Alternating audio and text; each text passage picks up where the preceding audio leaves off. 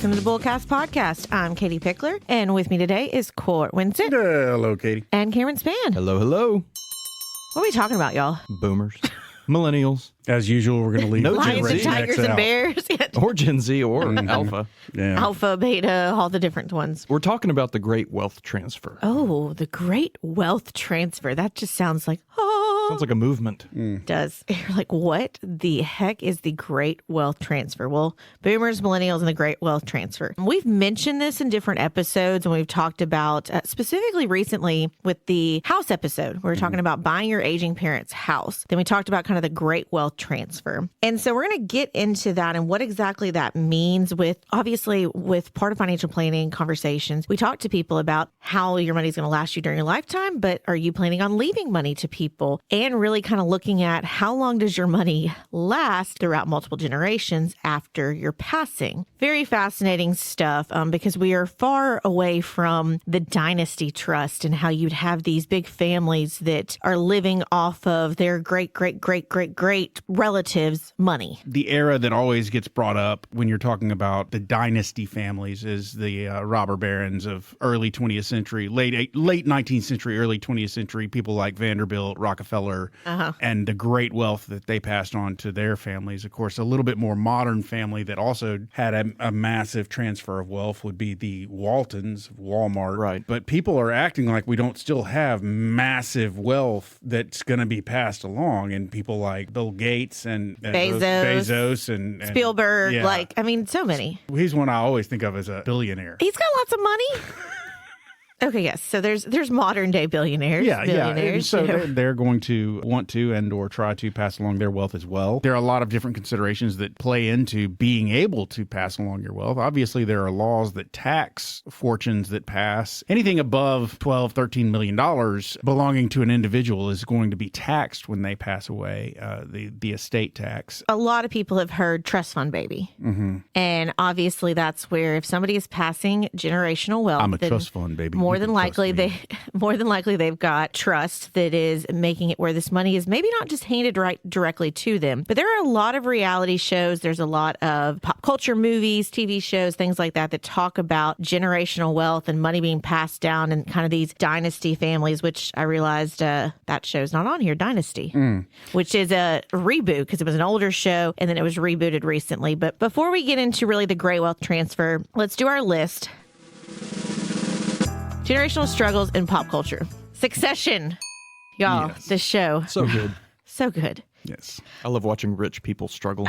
He is a media mogul, TV show showcasing the power of entitlement, cutthroat competition among siblings to inherit control of the business. It's a prime example of how generational wealth can breed dysfunction and rivalry. Obviously, while he was alive, he had very specific instructions on who was going to take over, what was going to happen. And we've discussed this, how it could be one child inherits a business while the other one is made whole in other ways. With anything legal, there's lots of fights. There's lots of drama. And so make sure good TV, right? I guess for our listeners who don't know, we've talked about this before. So like the Roy Company is like a CNN type conglomerate. You've got theme parks, cruise lines, all that good stuff. And the main guy, the older patriarch, he always has an entourage of like attorneys and all these people that just follow him because there's so much dysfunction. But you don't have to be like him to have your entourage. You, as whatever level of finances you have, can have your entourage of an attorney, an accountant, a financial advisor. Maybe they don't follow you around, but you can at least have your team. I mean, attorneys bill hourly, so I'm not sure you want an attorney that's just... But you can have somebody in your back pocket. Yep, sure, 100%. Okay, next on the list is Schitt's Creek.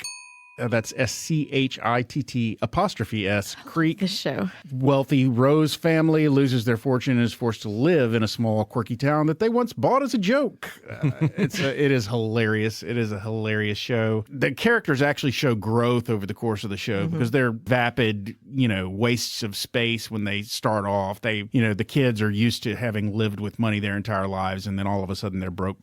The comedy comes from them trying to deal with that lack of money. But they do show a tremendous amount of growth over the course of the show and up until the series finale, which is really kind of just fun. So anyway, great show. I'm not taking any life lessons from it. Right. It's entertaining. Entertainment. Entertaining. Another funny, entertaining show would be Arrested Development. Have y'all both seen Arrested Development? Yeah, I've seen at least the first few seasons. Yeah. The Bluth family epitomizes entitlement and mismanagement of inherited wealth. The show uses satire to explore how generational wealth can lead to irresponsibility, dependency, and hilariously poor decision-making. It's kind of similar to Schitt's Creek in the same vein. Yeah, very much. Rich people trying to acclimate to normal life. Yeah. Okay, Knives Out. This was a movie that had a killer cast, a modern murder mystery. Yeah. Modern murder mystery about a wealthy patriarch whose sudden death sparks a fierce fight among heirs. The film is clever with its entertainment, its greed, its assumption tied to inheritance. It is so much like a Clue almost. Like it really reminded me of the Clue movie and game. Just, money makes people do crazy things. Interesting next movie on this list is Little Women. I don't really think of the struggle of generational struggles when I think of Little Women, but this says the March sisters' struggles with limited wealth and opportunities reflect generational shifts in attitudes toward money, ambition, and independence. Yeah, we don't talk about that as much on the opposite side of it. Usually it's when the money's been handed to somebody and what they do with it, but now it's what if you inherit a mess? And then we have The Great Gatsby.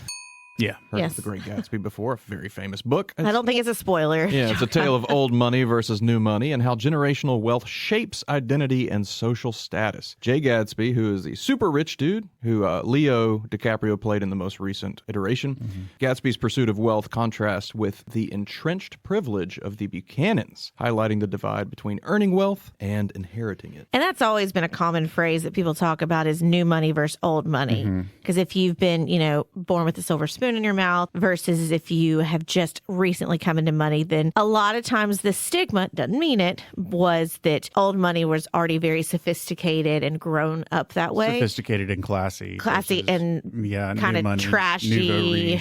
Kind of. And the gaudy the stuff. interesting thing about that is, on the one hand, you've got probably old money people perpetuating this idea that they're classy and sophisticated and so forth, but then they're also the ones that inherited their wealth, whereas the new money people usually they earned it. something and earned their money. So, both sides of this artificial war have a claim to some reason for their own. It's a turf war and it's a reputation war because I don't think it happens as much anymore, but I know, especially, obviously I'm familiar more with Southern, but... Oh, yeah, we definitely have new money and old money down here. We do, and it would be even something as petty as like, oh, well, only old money is allowed to have those certain boxes at the Kentucky Derby. And that's, that is passed down from generation to generation. Well, even something a little closer to home, which country club are you a member of? Yeah.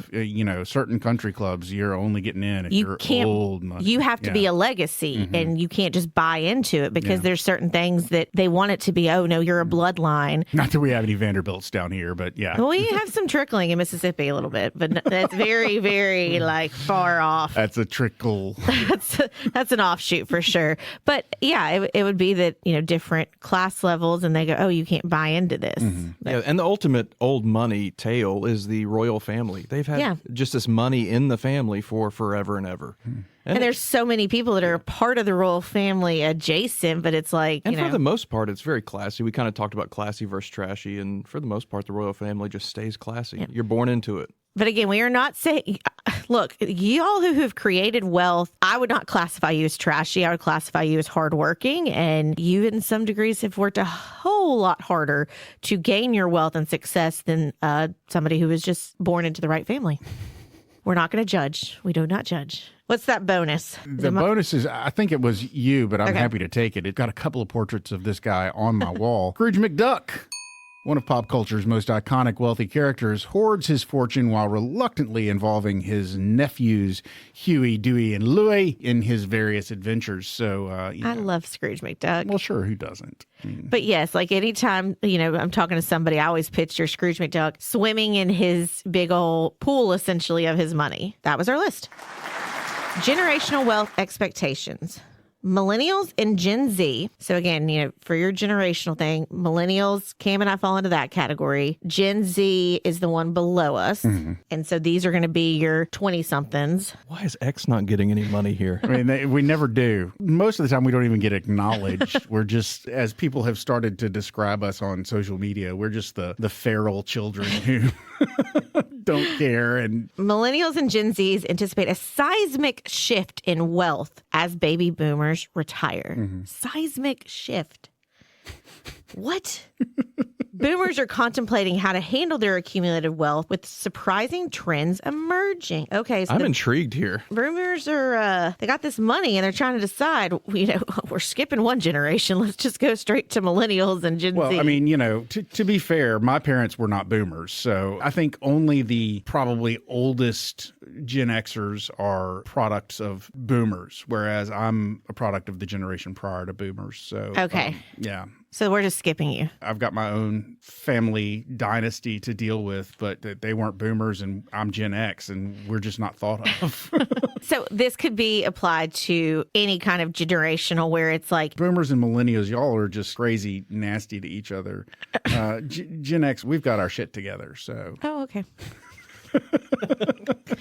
What is this shift? What is this shift we're talking about here? Boomers' spending habits. So a shift in priorities. Boomers plan to enjoy their wealth rather than save it for inheritance. I have heard this recently, and I think I've talked about this on this episode or on a episode before. We had a client who said they love going on ski trips. And I'm like, oh, okay, cool. Where do you ski? And it's like, spend kids' inheritance. Shady. I'm like, oh, okay. Wow. So 45% of high net worth boomers intend to spend their wealth during their lifetime. Boomers plan to pass on $3.1 million on average compared to $4.1 million by the average millionaire. So really what's happening is obviously they've worked hard.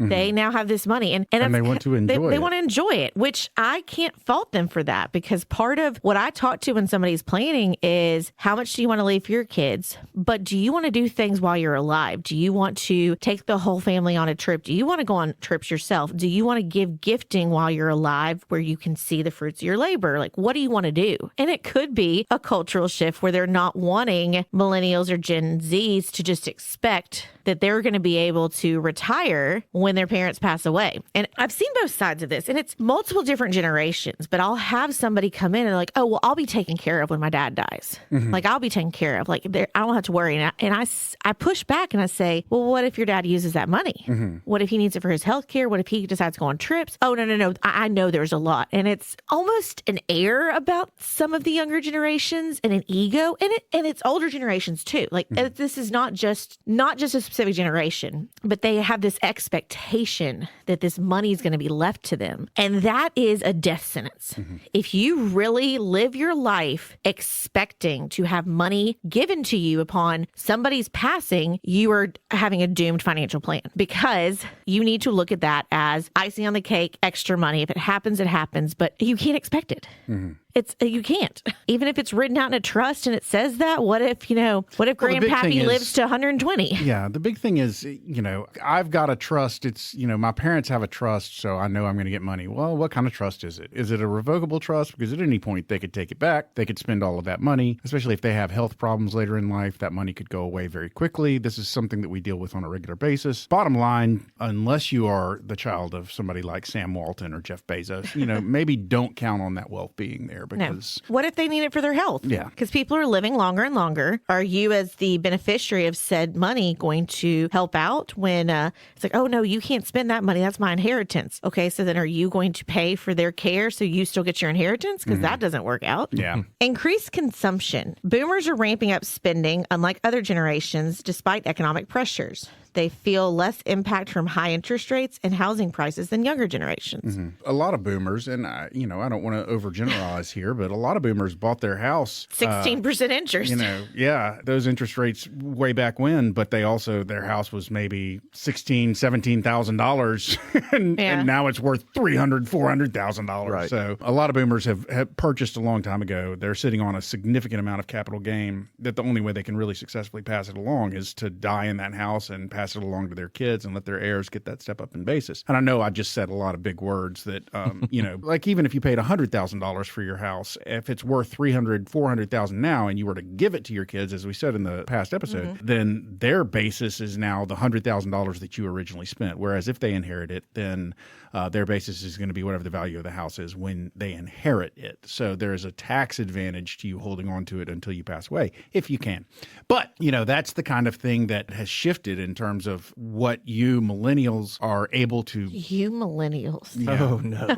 what y'all are able to buy and own and afford compared to what boomers were able to buy and own and afford compared to what Gen A or Gen Z or any of those generations after y'all, they will probably be even more impacted by the increase in real estate prices and so forth. And that's where it's, I've seen some situations where in this particular, like a boomer parent may end up helping their Gen Z or millennial kid with a down payment on a house. So then that's less that's going to be quote unquote inherited, but they're helping while they're alive, or they may help pay for daycare costs or things like that. So they're being involved while the kids are still here, while the parents are still here. There's things like that, but it's also nobody should expect this money is going to be there for them. So economic advantages of boomers. Wealthiest generation in history, benefited from 40 years of robust stock markets and real estate growth, accumulated significant financial portfolios during periods of economic stability. Yeah, well, if you think about it, and I don't know how factually true this is, but my perception is that really America did not start to see a real boom economically until after World War II. Basically, because of the Depression, we had this utter lack of wealth in the country, and World War II is really what brought us out of it. So everybody gets back from the war. The greatest generation gets back from the war. They start breeding. That's what caused the baby boom. Yeah. But at the same time, the country itself started really developing. And so a lot of wealth was built when these baby boomers were being born and growing up. And it just got massive over the course of their lifetimes. It continued to benefit them. It's not mentioned on this outline, but again, we're generalizing. Baby boomers generation saves a lot more compared to millennial and Gen Z. Now, I mean, you can argue that things are more expensive. The ability to save is maybe not the same. And there's truth on both sides of it all. But I think that's the thing is the key that we talk about with any secret of financial accumulation is accumulating over time. Like it takes years to accumulate to then start having growth and start building and doing things like that. You can't just all of a sudden decide at 50, I'm going to start saving. That is something I think more so than ever, retirement plans, things like that are not a automatic.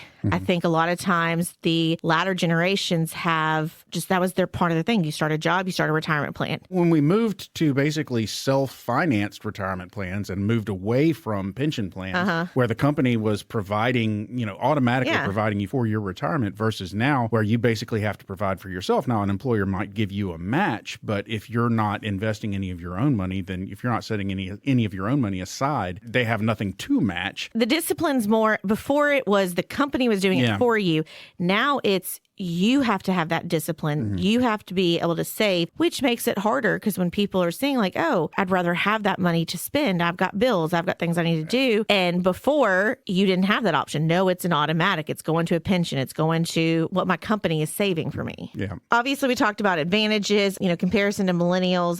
The 2024 Global Wealth Report identifies millennials as biggest losers in wealth accumulation due to ongoing crises. Ouch.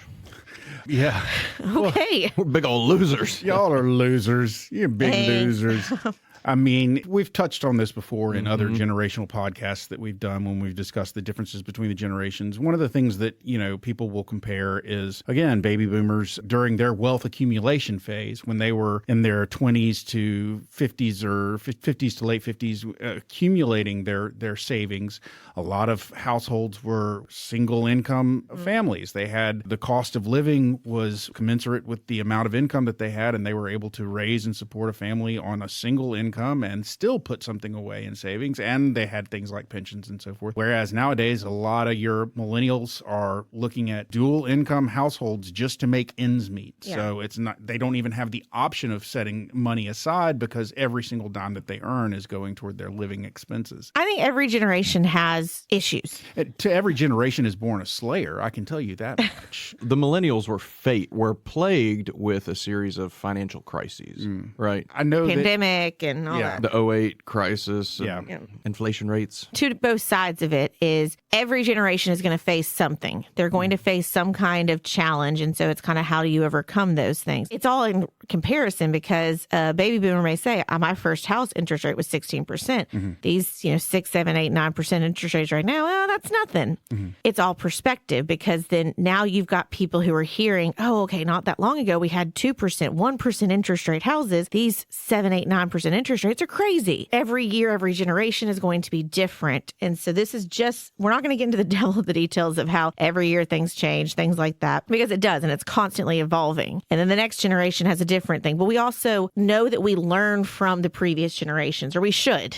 Sometimes it's doing the exact opposite. Sometimes it's learning the good things that one generation was doing and picking up their good habits. Yeah. And I was just talking about how millennials were plagued by these series of crises. And I think it's important to note all the generations were plagued by them. The key factor here is millennials were just trying to enter the job market, and we just could not get savings or anything. Boomers and Xers, they experienced the same crises, but they had already kind of solidified their career, their savings. They were already rocking and rolling. And I think that is what makes it difficult for millennials. Hopefully they were. But that's the thing is there could be some that were not prepared. And so then their retirement is very much lacking, or they have to continue to work because they weren't prepared. And so you're correct. It hit everybody.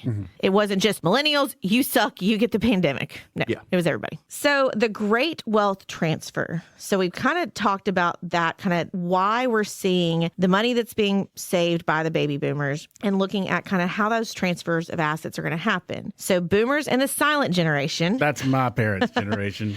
Are set to transfer $84.4 trillion. Trillion. That's trillion with a T. By 2045, $72.6 trillion will go directly to heirs, boosting millennials' financial position. And Gen X. And Gen X. Yeah. Y'all just completely skipped. No, we're just skipping Gen X and it goes straight to millennials and Gen Z.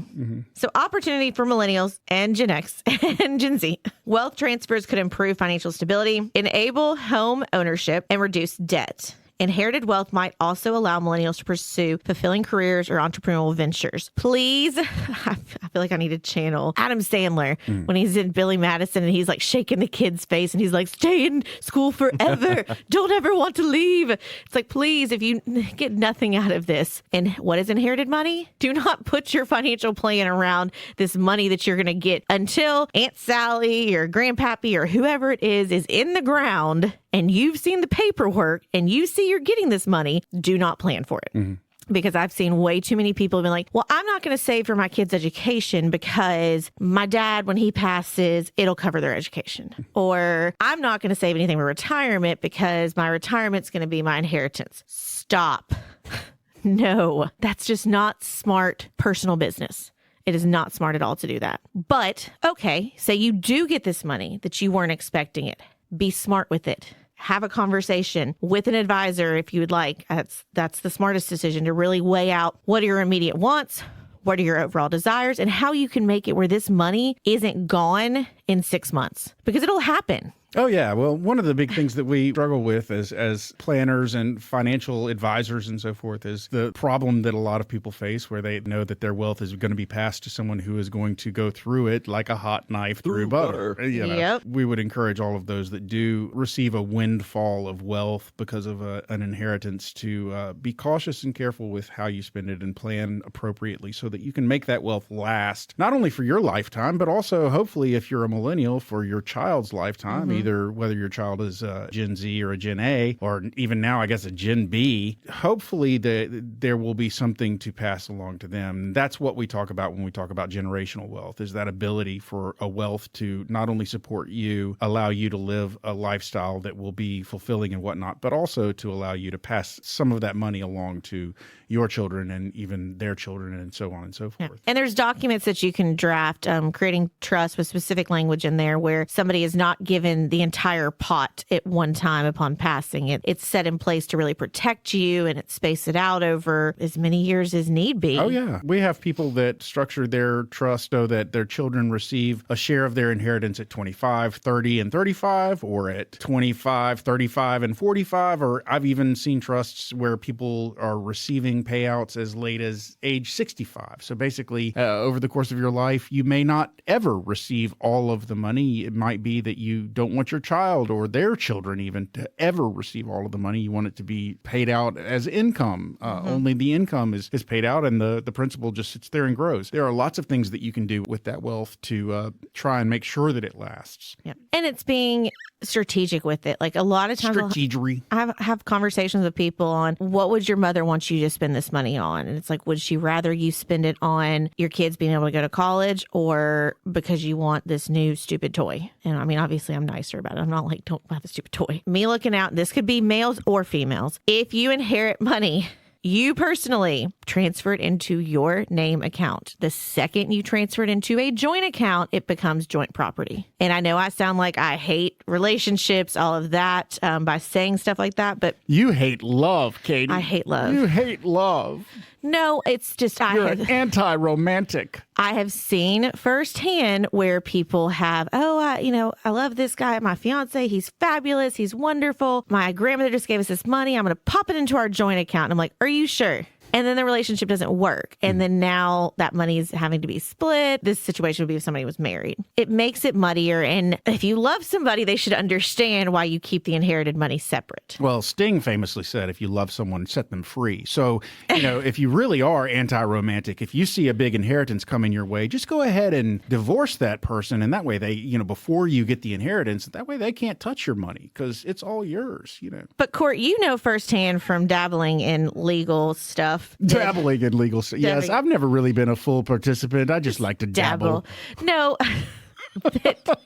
That a lot of times the issues we have with inheritance, with family drama, like we were talking about with succession, stuff like that, is not the direct beneficiary, but the beneficiary's significant others. Oh, yes. Yes, 100%. A lot of what I see is it will not be the person, their spouse will drive it can lead to bad blood. It can be an issue amongst all of the beneficiaries because a spouse is being particularly difficult or feels like their spouse, their significant other, who is the actual beneficiary, should be receiving more or isn't getting their fair cut or is, being mistreated or whatever. And they start raising a ruckus about it. And, that's because you as a parent, you can control how your child perceives the wealth that you are passing along to them and make sure that they don't feel like it's an entitlement, but you can't control who your child marries.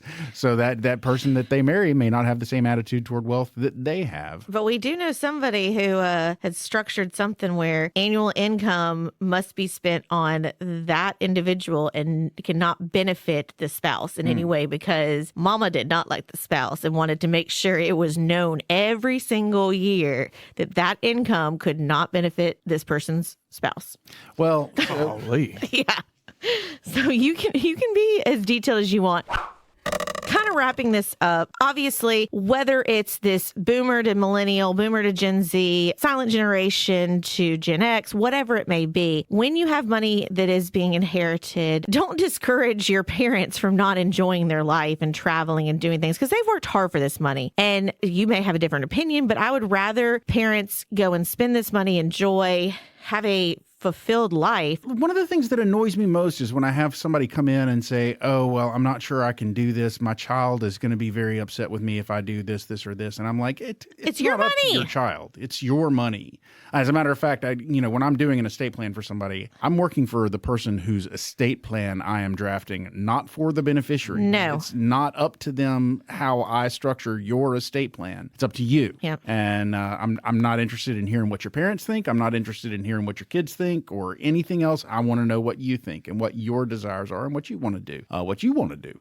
Anyway. Yes, so beneficiaries may not like us because we're working for and encouraging the ones with the funds to enjoy their life and do what they want to do. It may pay off because I've seen some where they'll spend their money and buy a lake house that can be then for generations to enjoy. Yeah. We sort of said the millennials are struggling. The Gen Z, Allianz is predicting that Gen Z could surpass previous generations in terms of financial performance. And basically it all comes down to the idea of making sure that your habits, your financial habits are in line with what our current economic realities are. So make sure that you're saving, try and figure out ways that you can budget so that you do have some money left over from every paycheck that you can put away. Make sure that you are planning for that child's college education if that's something that's important to you, and make sure that you are also planning for your retirement. And who could do that, Katie? Who could help a person plan for something like that? Something financial related. Well, if somebody wants to come and talk to us, then we can help them. Interesting. Financial planning. That might be something that we know a little bit about. I mean, there's no secret to it all. It's just, make sure you're living with within your means and you're doing what you can to save for your goals. And inheritance money is icing on the cake. Don't plan for it. And don't discourage your parents from going on these spend kids inheritance trips. Let them enjoy. They've worked hard, and you would hope that your kids would let you enjoy. Katie might be speaking a little bit of her own truth right now because she's just about to have kids, and she's like, my kids are not going to tell me what to do with my money. Nope. And that, ladies and gentlemen, is our bullseye. Oh, ladies and gentlemen, there's the closing bell. You've made it to the end of yet another episode of the BullCast podcast. If you liked what you heard and you'd like to hear more, please feel free to go to your favorite subscription service and sign up to have our podcast beamed directly to your listening device every single Thursday at noon. If you'd like to find out more about Cortland, Katie, Cameron, or Nicole, please feel free to go to our website. That website is bullcastpodcast.com.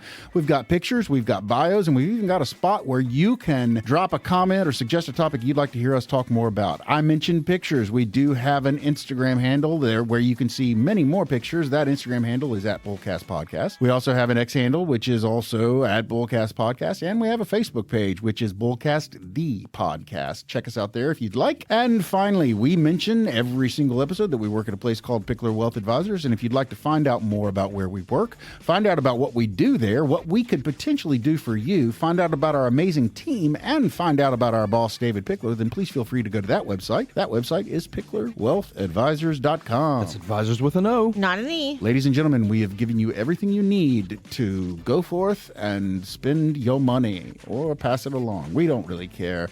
Either way, we're done for now. So I'm Court. I'm Katie. I'm Cam. And we're out.